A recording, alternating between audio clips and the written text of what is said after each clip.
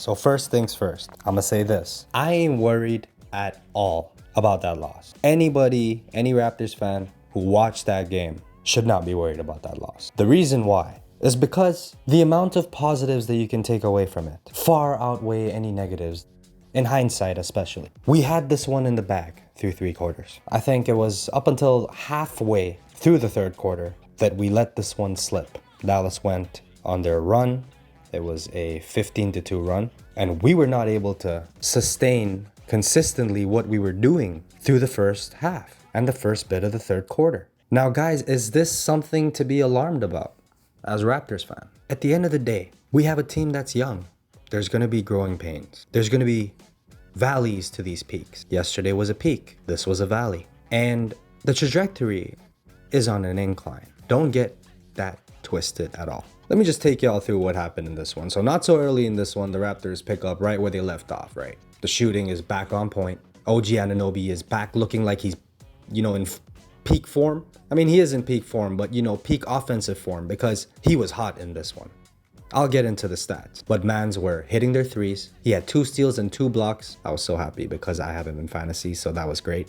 By the way, just in brackets, the little point there. 2 steals, 2 blocks before the half, I believe. It was a great sign of things to come from this young man, as I've been touting his skills and his progression in my previous videos. He was looking like exactly what we were seeing in the preseason and what I envisioned for him. And it was amazing also, I must add, to see Scottie Barnes looking very comfortable out there, especially for a rookie. I'll get into his stats, but boy had a good night. Gary Trent Jr., it was really good to see him more comfortable out there than he's been since, quite a while, since last year. And it's funny because he just came in last year, but I think right now he's just trying to learn so much. And when you're trying to learn something, then you're really in your thoughts instead of playing freely in the game. Once the Raptors system, offensively and defensively, once those 2 things have ingrained into his subconscious and it becomes second nature to him, then he'll be able to play freely, so to speak, within the system. And that is only going to mean good things for the Raptors offense, which right now has been looking a little bit shaky. I'm not going to lie.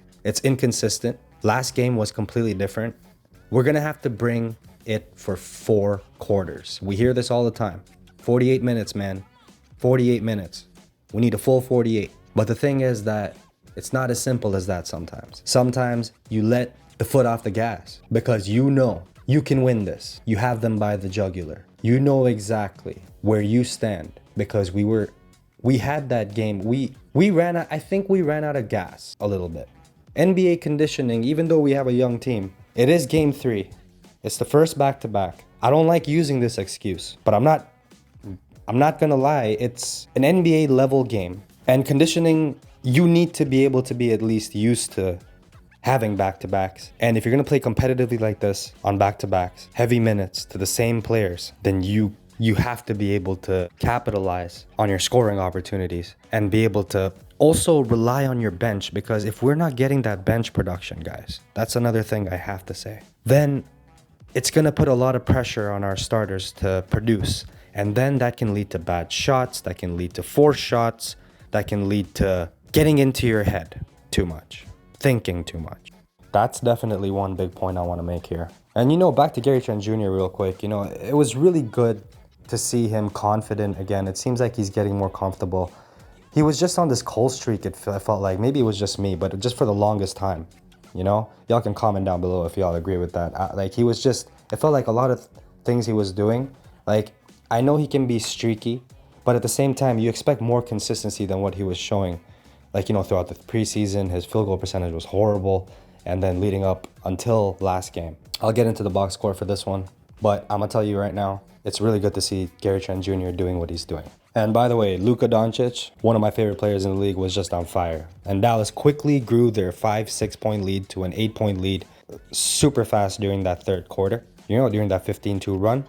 We're used to seeing our Raptors. We know that they're going to be a defensive menace, right? To most teams, we're going to be a problem defensively. But the thing is, once foul trouble gets into, we're not going to be able to be as aggressive defensively. Scottie Barnes. If Scottie Barnes was still in the game during the time that 15-2 run occurred, I guarantee you we would have been way more stable if he wasn't in foul trouble. And that lead would have either kept on growing or we would have been able to sustain it at least, because I'm going to tell you he's instrumental in what we're trying to do.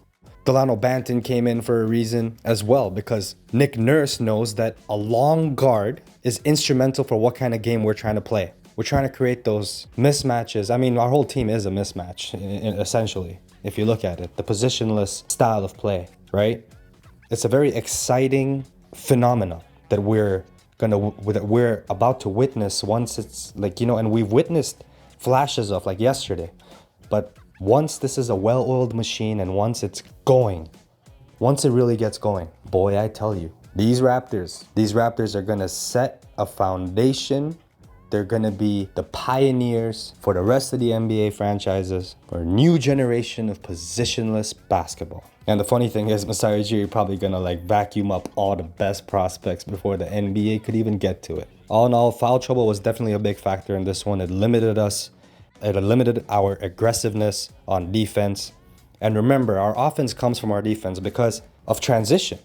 Because of the fact that we're basically, let me say it. The most beautiful thing about everything about that third quarter definitely was the fact that we ended it on a really high note. We went on our own little run, and that lob from Freddie to Precious just blew the roof off the building. Those were the main highlights I took away from this.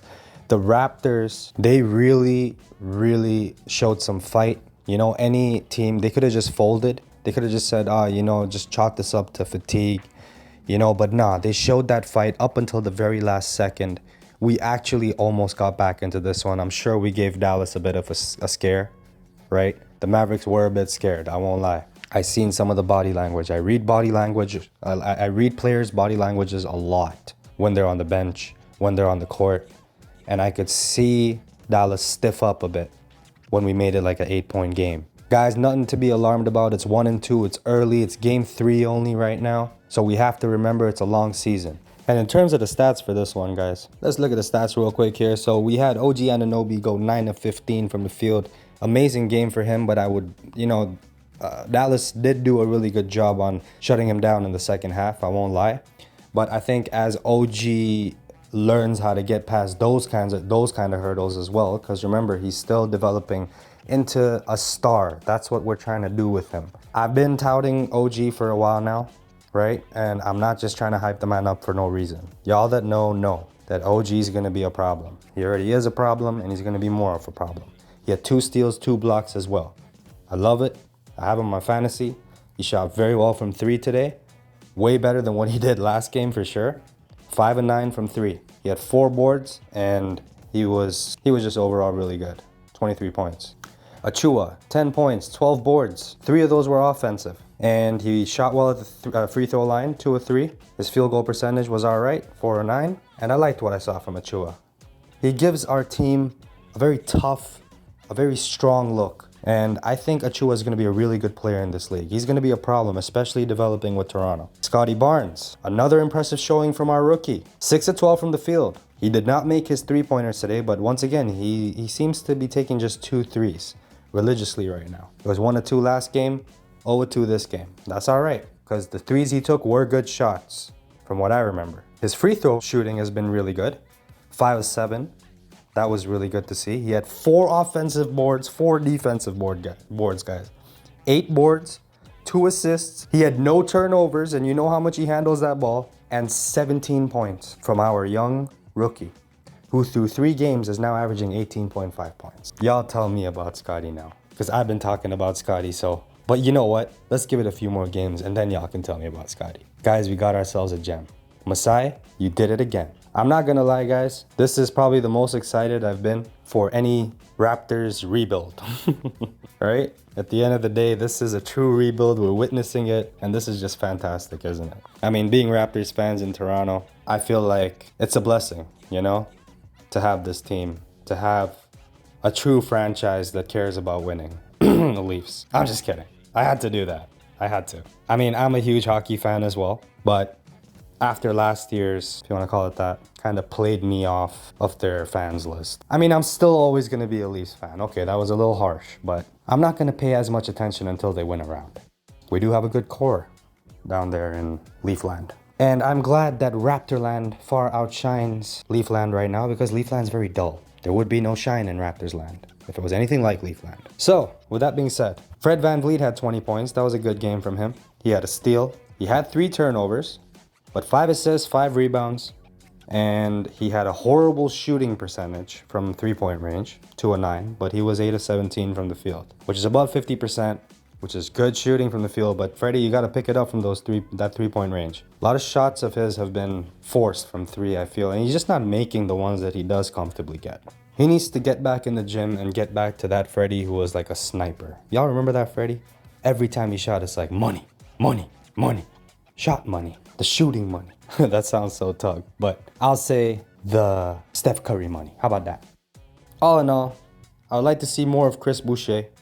I mean, he was 0-5 from the field, 0-3 from 3. He wasn't having a good game, and he got taken out early. He had a couple boards, and assists, a steal, but he had 2 blocks. Maybe a little bit more Chris Boucher would have been okay, you know?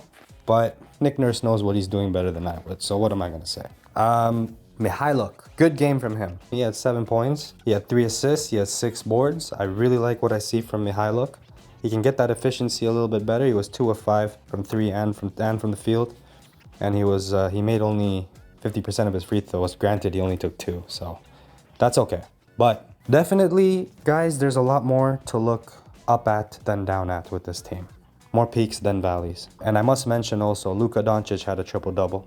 27 points, 12 assists, and 9 rebounds, so nearly a triple-double. And Porzingis, 18 points, 10 rebounds. He had a couple offensive boards, 4 blocks on the night for Porzy, and a steal and an assist as well for the Unicorn. So that was not a bad night for Porzingis. He was 2-9 from 3 as well, so not the best shooting night, but I felt like a lot of people were off tonight.